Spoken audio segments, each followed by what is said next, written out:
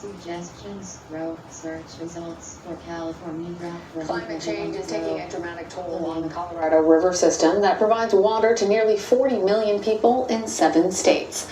Last month, the federal government declared a water shortage for the first time ever, as due to an extended summer drought and increasing water demands brought about by population growth.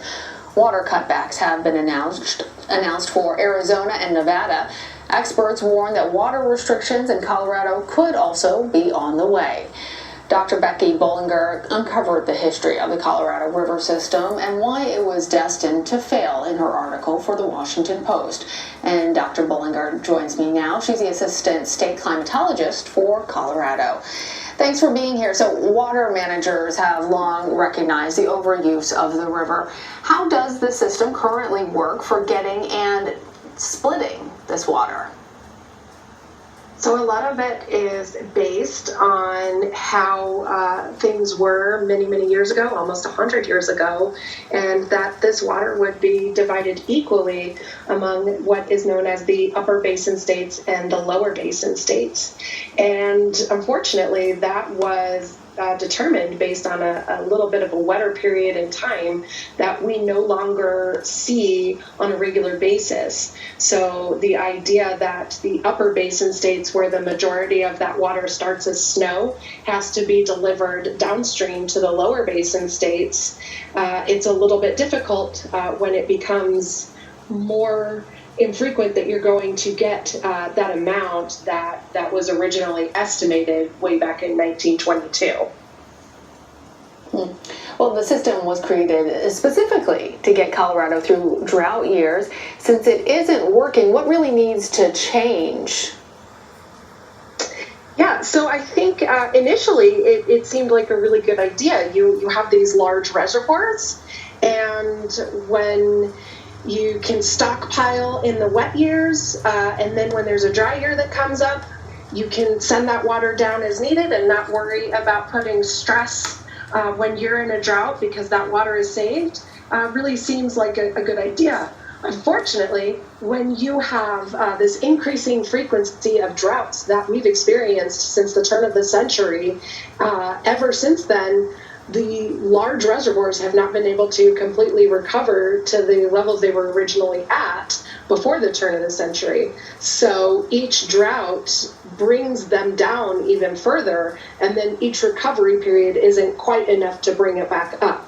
So what needs to happen in the future is deciding how we're going to equally allocate that water without expecting the same amount of water that we expected from 1920s, 100 years ago. Yeah. Well, the current Colorado River guidelines will expire in 2026. Will the state agree on new policies to fight this crisis?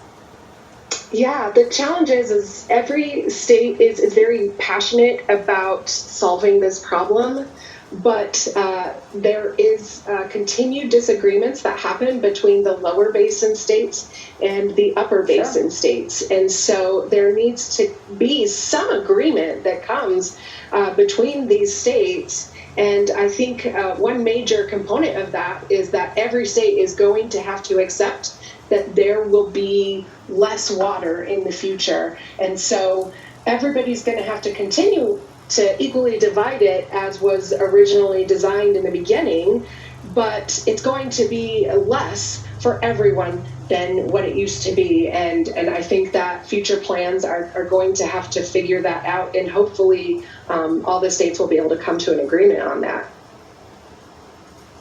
So if everybody's looking at taking less water, we're still faced with this year. So what could a dry and warmer winter mean for Colorado? Yeah, unfortunately, if we have another warmer and drier winter like we just had last year, that could have really devastating downstream impacts on these reservoirs come next spring. It's not a guarantee that that is what's going to happen. They are leaning towards saying that things are going to be more likely drier than average than wetter than average.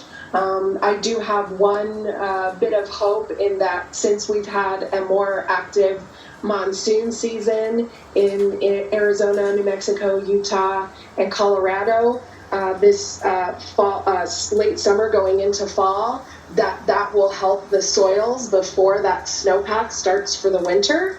And then the hope is that we can at least get to near average, which will definitely help for those springtime flows feeding into all the reservoirs. And unfortunately, if we have another year like last year, we're going to be looking at even further shortages for the entire system come next summer. So you hope for the best, and I know that there's 40 million people across 7 states that are hoping right alongside you. Dr. Becky Bollinger, Yes. thank you.